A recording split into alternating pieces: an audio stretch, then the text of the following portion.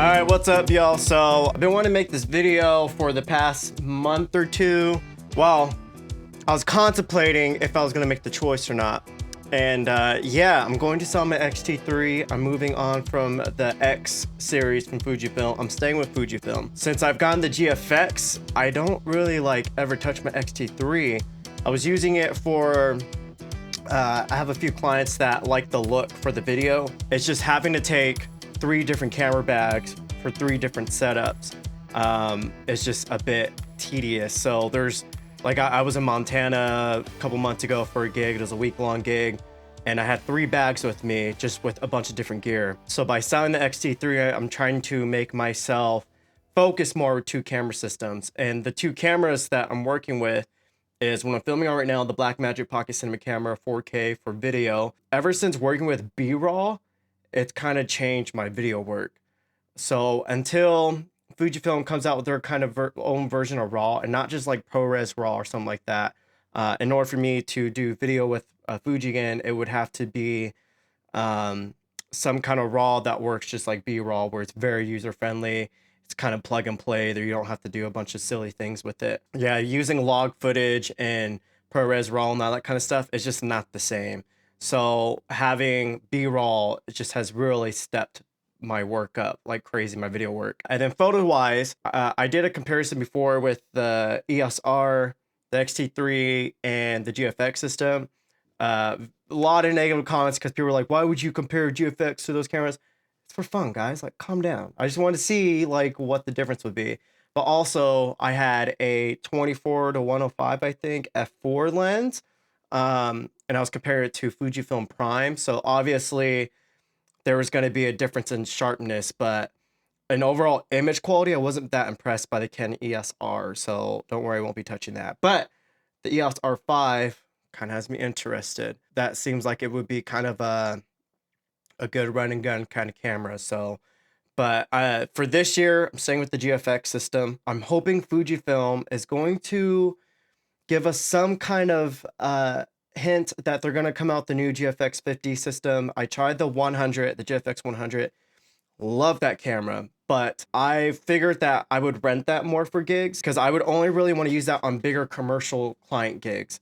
Majority of my work is more like social media and kind of stuff, and then half of what you see me post on, well, more than probably 80% of what you see on my Instagram is not paid work. It's personal work of me chasing down paid work, and I shoot a lot. So people are like, oh, you do more free stuff than paid. It's like, no, I could be doing more paid, but I shoot a lot. One, because I want to keep fresh. 2, every shoot is a lesson. There's some kind of thing you learn that you get better at.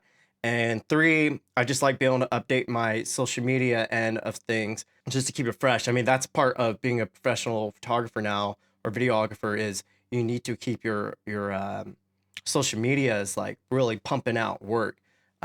Some people hate that. I think it's a blessing. Before, you would have to have I have an agent, but you would have to have an agent and really hunt down clients and everything. And some might say it was easier to get clients, but now we can find the whole world and get after them. So if you're not booking and your work's good, I have my dry spells and I blame myself for it. I'm just okay, I need to create better work, and I need to get in front of more brand eyes. This whole video is gonna be a ramble, I guess, but yeah, so I'm going to let go of the X series. And again, back to the point, the X series cameras are super sharp. The files are beautiful. They get the job done, but there's a lot of noise because it is a crop sensor. So when I'm working with social media stuff and personal work, I thought it was perfect. But when it comes to working with commercial brands and you're on gigs and you're competing against other photographers that are using higher megapixel cameras or bigger cameras that have bigger files or just cleaner files because of full frame or whatever, it makes a difference on if you're going to get rebooked or not. So I use X-T3 in a lot of gigs, and now looking back, I kind of wish I used the GFX system on them, because those brands, some of them have done bigger prints and some of them were in lower light situations because it was cowboy stuff. So I already know that the ISO, if you go to ISO 640 on the X-T3 and then you blow it up and you're trying to push the image in the edit, it's going to present noise. There's no way around it. Like, again, it's a really good sensor, but there's still, for the fact that it's a crop sensor, there's still a little bit of noise in there. So I'm hoping the X-T4 would maybe help that. But the only way that I would get the X-T4 is if they had a higher megapixel, but the physics of a crop sensor just can't really push the megapixels like that. So yeah, I'm moving on. Again, I think it's a really good camera. I think for 99% of photographers, it's perfect. And for hybrid shooting, I love the video on it. But again, now with B-roll, I won't ever touch any other camera unless they have some kind of user-friendly RAW. I do miss autofocus. That made it so easy. I do miss how compact and light it was. I miss all that. But for me, the ergonomics of the Blackmagic and having to rig it all up is the image quality is worth it more to me. Because again, RAW, I can really push the files, and it saves you in a lot of situations when you're shooting really fast, and you're pushing the limit on how much you can film in a day. On the photo side, it was a super good camera for photos, but again, having to compete so much against other photographers who are shooting full frame and higher megapixel cameras, kept me using the X-T3 on that kind of stuff. Instead of me accumulating a bunch of gear, I just thought maybe I would sell it, and so that option's not there. I'm forcing myself to use specific systems. So I have the GFX 50R. This has been, I haven't put this camera down since I've gotten it. Even for like faster pace of stuff, I've been trying to figure out a way to make it work. So pretty much pre-focusing and putting it right in that range. The season's coming up to where I start getting my more commercial work. So for that, I'll probably be renting the GFX 100. I like shooting with this every day for everything. I use it for literally everything, but the focus system can't keep up really. I'm hoping that Fujifilm's going to announce sometime this year. It probably would, if they did, it'd probably be towards the end of the year, but some kind of new GFX 50 system, because it definitely needs an update.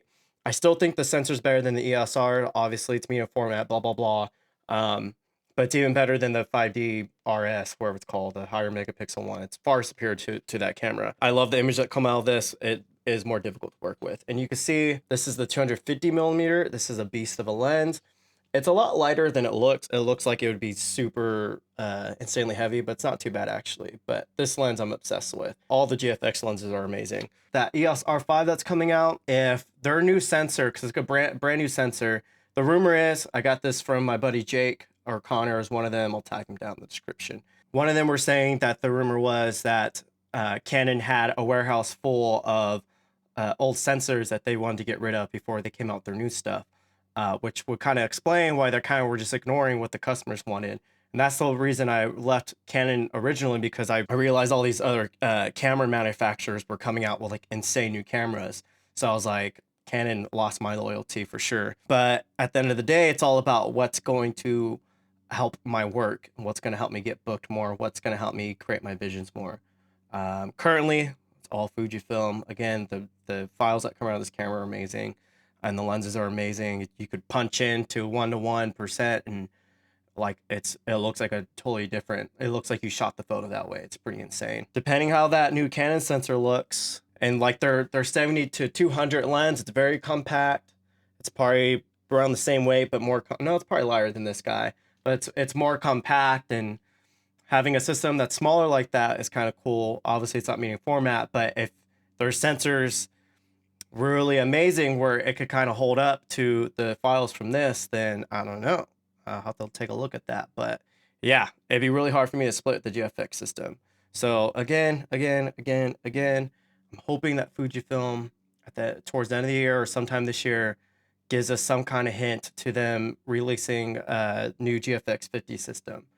I don't think that's going to happen this year because they're still pushing the 100. It's an amazing camera, but for me, financially, I can't really balance that out.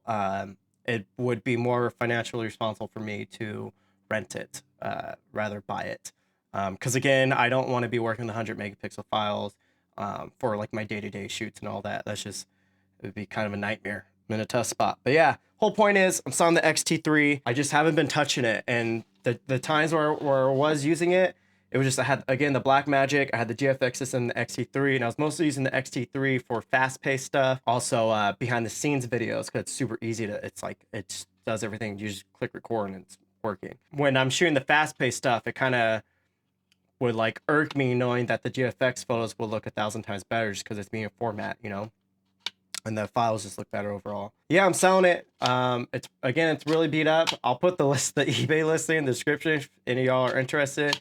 The HDMI port broke on it. I was just actually I was taking the port out and I realized it's loose. So I went to go push it back in and it just broke the thing off. So rather than me taking the time to fix it and all that, I was like, I'll just sell it to someone who doesn't need it for video or doesn't need an HDMI port. So yeah, it's all the batteries. All the just everything, selling it all. So again, I'll put the eBay thing in the description if you're interested. So yeah, I'm still a Fuji fanboy. If they don't release some kind of new 50S system within the next year, and the Canon EOS R5 is like insane, the sensor, then I don't know. We'll just have to wait and see. But yeah, guys, tell me your thoughts. Tell me what you think about the new Canon coming out. Let me know if I'm making the wrong choice here.